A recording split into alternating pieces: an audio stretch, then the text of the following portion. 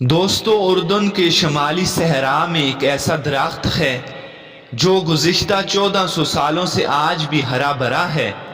اس درخت کے بارے میں بتایا جاتا ہے کہ اس درخت کے نیچے نبی کریم علیہ السلام نے آرام فرمایا تھا۔ زمانہ قدیم کی بات ہے کہ اس درخت کے قریب ہی ایک گرجا گھر تھا۔ اس گرجا گھر میں ایک بحیرہ نامی راہب رہتا تھا۔ وہ انجیل کا بہت بڑا عالم تھا اور اس علاقے میں وہ بہت بڑی قدر و منزلت سے دیکھا جاتا تھا۔ بحیرہ ایک گوشہ نشین شخص تھا اور اپنی خانقاہ سے باہر نہیں آتا تھا۔ دوستو، بحیرہ کی تحقیق تھی کہ یہاں سے آخری نبی کا گزر ہوگا، اس لیے وہ وہاں سے آنے جانے والے تمام قافلوں کو باغور دیکھا کرتا، مگر اسے وہ ہستی نہ نظر آتی جس کی اسے تلاش تھی۔ ایک دن ایسے ہوا کہ وہاں ایک عرب کا قافلہ آ کر رکا۔ بحیرہ نے اپنی خانقاہ کی کھڑکی سے ایک عجیب منظر دیکھا۔ اس نے دیکھا کہ سامنے درخت کے نیچے ایک لڑکا بیٹھا ہوا ہے۔ جب وہ اٹھ کر دھوپ میں جاتا ہے تو بادل اس پر اپنے سایہ کرتے ہیں۔ اس راہب کے علم کے مطابق اسے اسی دن اور اسے اسی ہستی کا انتظار تھا۔ وہ بڑی تیزی سے اپنی خانقاہ سے باہر نکلا اور قافلے میں گھس گیا اور قافلے والوں سے کہا کہ آج میں تمہاری دعوت کروں گا۔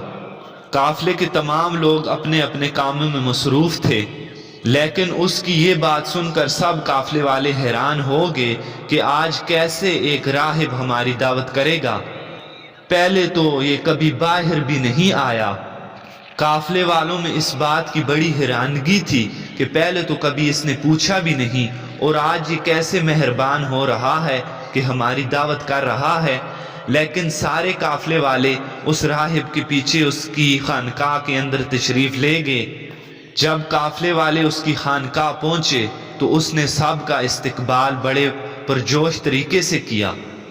پھر اس نے کہا کہ آج تم سب میرے ساتھ کھانا کھاؤ اور کوئی بھی آج نہیں بچنا چاہیے، میں آج سب کی دعوت کروں گا۔ دوستو، بحیرہ کی بات سن کر اہل قافلہ بولے کہ ہم تو سب آ گئے ہیں، ہاں ایک لڑکا ہے باہر جس کو ہم نے اونٹوں کی دیکھ بھال کے لیے چھوڑ آئے ہیں۔ بحیرہ نے کہا کہ نہیں، لڑکا ہے تو کیا ہوا، اس کو بھی بلاؤ، وہ بھی آج ہمارے ساتھ ہی کھانا کھائے گا۔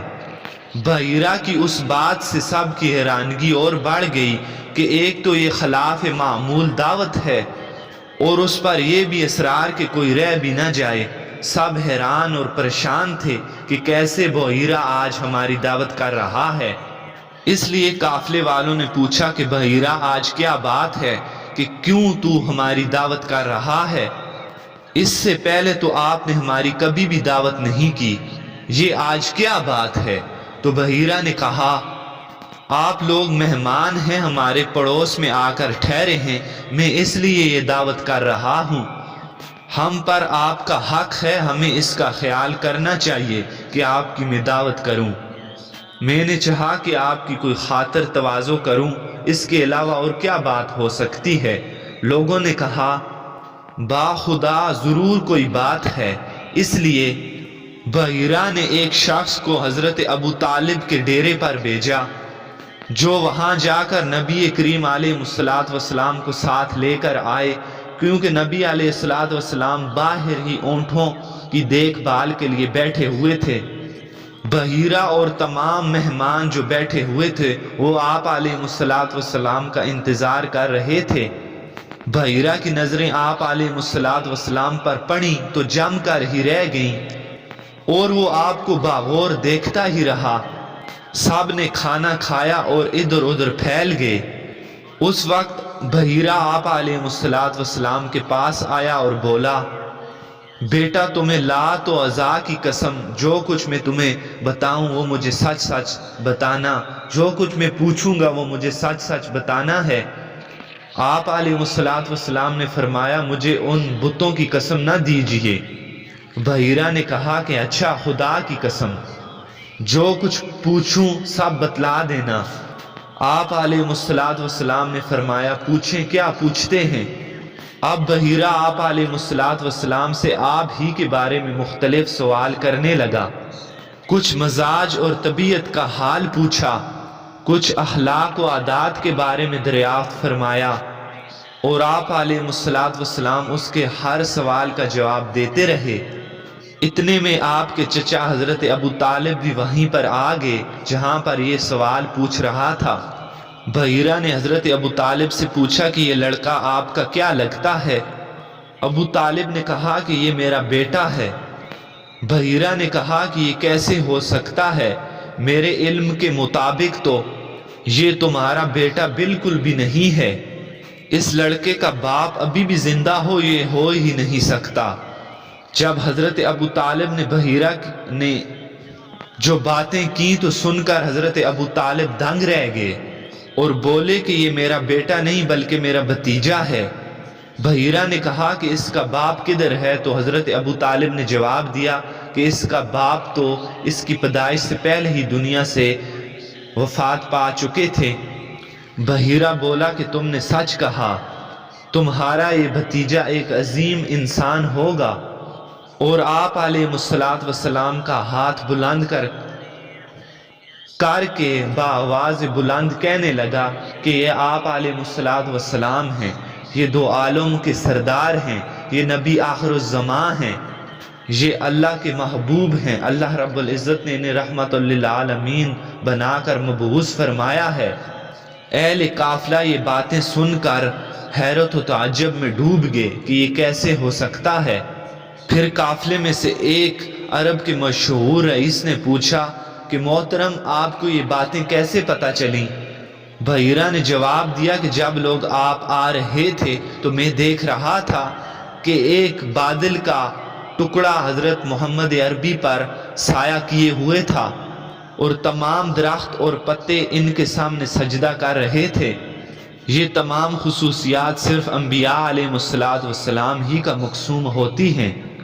اس کے علاوہ میں انہیں مہر نبوت سے بھی پہچان سکتا ہوں جو ان کے دونوں کندھوں کے درمیان ہوگی۔ ضیافت سے فارغ ہو کر بحیرہ نے حضرت ابو طالب سے درخواست کی، تم اپنے بھتیجے کو واپس لے جاؤ۔ خدا کی قسم جس حد تک میں نے انہیں پہچان لیا ہے، اگر رومی یا یہودی انہیں دیکھ لیں تو علامات نبوت اور معجزات کی مدد سے انہیں پہچان کر ان کی جان کے پیچھے پڑ جائیں گے۔ یوں حضرت ابو طالب علیہ السلام حضور کو لے کر مکہ کی طرف روانہ ہوئے۔ سبحان اللہ۔ ناظرین، حضرت عبداللہ بن عمر نے فرمایا کہ ہم لوگ رسول اللہ کے ساتھ ایک سفر میں تھے۔ ایک اعرابی آپ علیہ السلام کے پاس آیا اور سوال کیا کہ کیا آپ کی نبوت پر کوئی گواہ ہے؟ آپ علیہ السلام نے ارشاد فرمایا کہ بالکل، یہ جو درخت تیرے سامنے ہے یہ میری نبوت پر گواہ ہے۔ چنانچہ آپ علیہ السلام نے اس درخت کو بلایا اور وہ فوراً ہی چل کر آپ علیہ السلام کے پاس آ گیا اور اس نے بآواز بلند 3 مرتبہ آپ علیہ السلام کی نبوت کی گواہی دی۔ پھر آپ علیہ السلام نے اسے واپس جانے کو کہا تو پھر وہ زمین پر چلتا ہوا اپنی جگہ پر چلا گیا۔ اس درخت نے جب وہ آپ علیہ السلام کے پاس آیا تھا تو آپ علیہ السلام پر سلام بھی بھیجا تھا۔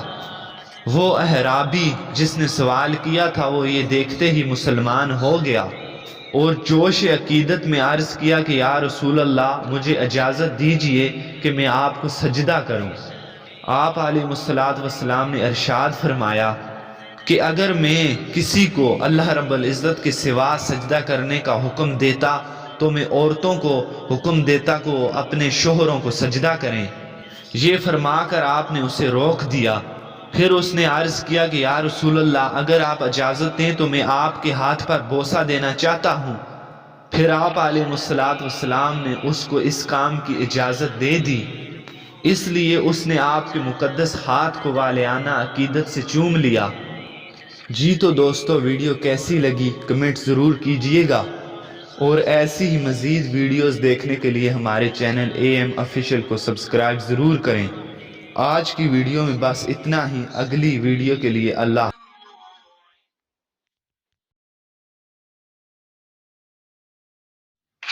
شبی